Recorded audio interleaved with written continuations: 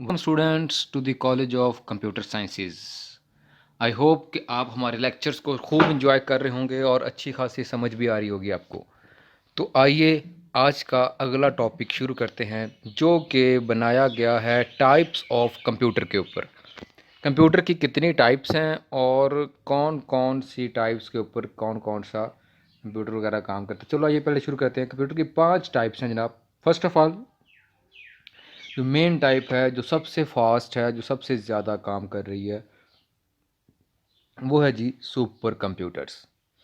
Super computers नाम से ही जैसे ज़ाहिर सुपर, ये बहुत ही तेज़ तरीन कंप्यूटर्स, जैसे कि इसकी डेफिनेशन लिखी हुई है कि super computers are the fastest computers and because of their speed and memory are capable of performing operations that would not be practical for PCs or mainframes। ये बहुत ही तेज़ तरीन कंप्यूटर्स, जो कि बहुत ही क्रिटिकल किस्म के, बहुत ही कम्प्लेक्स किस्म के कैलकुलेशंस को परफॉर्म करने के लिए यूज़ किए जाते हैं, वो सुपर कंप्यूटर्स हैं। दुनिया में सबसे बड़ा कंप्यूटर इस वक्त जो है सुपर कंप्यूटर, वो चाइना में है। सनवे नाम का कंप्यूटर है, सनवे उसका नाम है। वो दुनिया का फास्टेस्ट कंप्यूटर आजकल टिल टू डेट उसको कंसिडर किया जाता है। अच्छा, इसके एडवांटेजेस क्या हैं? सुपर कंप्यूटर की स्पीड बहुत ज़्यादा तेज़ है जनाब। उसके बाद कह लें कि मोस्ट एक्यूरेट है, मोस्ट एक्सपेंसिव है, यानी कि बहुत ही तेज़ तरीन, बहुत ही करेक्ट और बहुत ही महंगा। ये कह लें कि इसके एडवांटेजेस ऑफ कह लें या इसके करेक्टरिस्टिक्स कह लें कंप्यूटर के, सुपर कंप्यूटर के। एक तो बहुत महंगा भी है, ठीक है कोई बात, लेकिन उतना ही ज़्यादा अच्छा काम करता है, उतनी ज़्यादा स्पीड से काम करता है। एग्जांपल्स में कैरी है, आस्की है, वाइट है, आस्की वाइट, अर्थ सिमुलेटर और सनवे, ये सुपर कंप्यूटर्स की एग्जांपल्स में आते हैं। आई होप कि ये सुपर कंप्यूटर का कॉन्सेप्ट आपको समझ आ गया होगा। ये बहुत ही कह लें कि दुनिया का तेज़ तरीन और दुनिया का महंगा तरीन और दुनिया का फास्टेस्ट कंप्यूटर जो कहेंगे, वो हम सुपर कंप्यूटर को कहेंगे। अच्छा, इसके बाद जो अगली स्लाइड है, वो इसी की जो कंप्यूटर्स की टाइप्स की कैटेगरी में आती है, और वो है मेन फ्रेम कंप्यूटर्स। यानी कि ये सुपर कंप्यूटर से थोड़े से कम जो कैपेबल हैं, जो थोड़ी सी कम स्पीड वाले कंप्यूटर्स हैं, वो मेन फ्रेम कंप्यूटर्स हैं। Mainframes are computers where all the processing is done centrally. अब इसके बारे में आपको बताता हूँ, ठहरो। And the user terminals are called dumb terminals since they only input and output and do not process. बात समझाई? चलें ठहरे, पहले डिस्कस कर बाद में करते हैं, पहले इसकी डेफिनेशन कंप्लीट देख लेते हैं। Mainframes are computers use mainly by large organizations for critical applications, typically bulk data processing such as census। Examples में बैंक्स आ गए, एयरलाइंस आ गए, इंश्योरेंस कंपनीज एंड कॉलेजेस वगैरह। अब मेन फ्रेम कंप्यूटर क्या है जनाब? मेन फ्रेम कंप्यूटर बेसिकली ऐसे computers हैं जो कि आपको प्रोसेसिंग करवाते हैं। आपको वो एक स्क्रीन दे दी जाती है, आप उस स्क्रीन के ऊपर काम करते हो। 10 बंदे, 50 बंदे, 100 बंदे, 1000 बंदे, मतलब कि काफ़ी बड़ी बड़ी कंपनीज में, बड़े बड़े कॉलेजेस में क्या होता है कि वो एक सेंट्रल कंप्यूटर मेन फ्रेम रख लेते हैं और बाकी उनके आगे डम स्क्रीन या डम टर्मिनल्स दे देते हैं। आप उस टर्मिनल पे आते हो, काम करते हो और अपना डाटा इनपुट करते हो, और वो डाटा आपका जाता है मेन फ्रेम के ऊपर। वहाँ पर प्रोसेसिंग होती है और आपको उसी स्क्रीन के ऊपर रिजल्ट आके दिख जाता है। आपको सिर्फ स्क्रीन दिखती है, आपको सीपीयू नहीं दिखता, आपको सिर्फ स्क्रीन मिलती है। स्क्रीन के ऊपर आपने वर्किंग करनी होती है। वर्किंग बेसिकली वो आपको एक डिस्प्ले दे दिया जाता है वर्किंग करने के लिए, और बेसिकली वर्किंग पीछे मेन फ्रेम में हो रही होती है। जैसे बैंक्स हैं, मुख्तलिफ कंप्यूटर्स बैंक में काम करते हैं, मुख्तलिफ आपको डिस्प्ले स्क्रीन नज़र आती होती हैं, लेकिन वो बेसिकली सारा डाटा लेती हैं और एट द एंड उनका जो हेड ऑफिस है वहाँ पर, जो वहाँ पे मेन फ्रेम कंप्यूटर पड़ा है, वहाँ पर असल में वर्किंग, वहाँ पे डाटा स्टोर हो रहा होता है, और वो सारे के सारे अपने पास वर्किंग के लिए यूज़ कर लेते हैं उसको।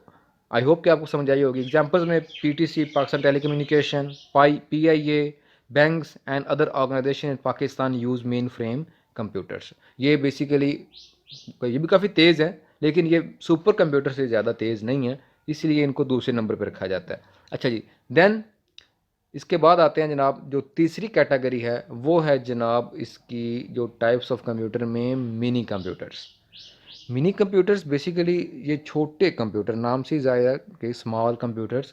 These are powerful, expensive, comparatively less speed computers than mainframe, that are made for more complex procedures and are intended for our one user at a time. Some of the complex procedures consist of science, math, engineering calculations and are useful for computer designing and manufacturing.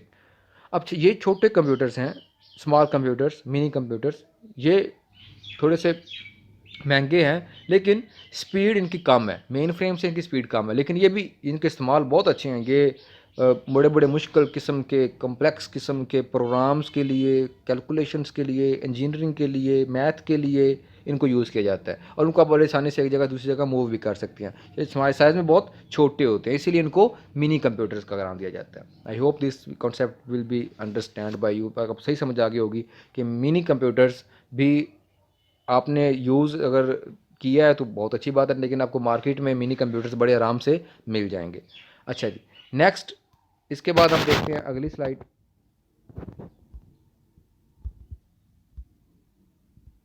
जो कि है इसके चौथी types के बारे में, और वो टाइप है जनाब मिनी कंप्यूटर के बाद पर्सनल कंप्यूटर्स। अब पर्सनल कंप्यूटर तो आपको पता है, जैसे हम पीसी कहते हैं, normal personal computers. Personal computer से मुराद PC is an abbreviation of personal computer, PC. It is also known as a micro computer. इसको माइक्रो कंप्यूटर का नाम भी दिया जाता है, इसको पीसी का नाम भी दिया जाता है। It is physical characteristics are low cost are appealing and useful for its user. ये सस्ता तरीन कंप्यूटर कह लें कि वो आपको मिलता है, जैसे जिसमें हम एक सीपीयू लेते हैं, कीबोर्ड, एक माउस, एक एलसीडी, और ये इसे पर्सनल कंप्यूटर कहते हैं।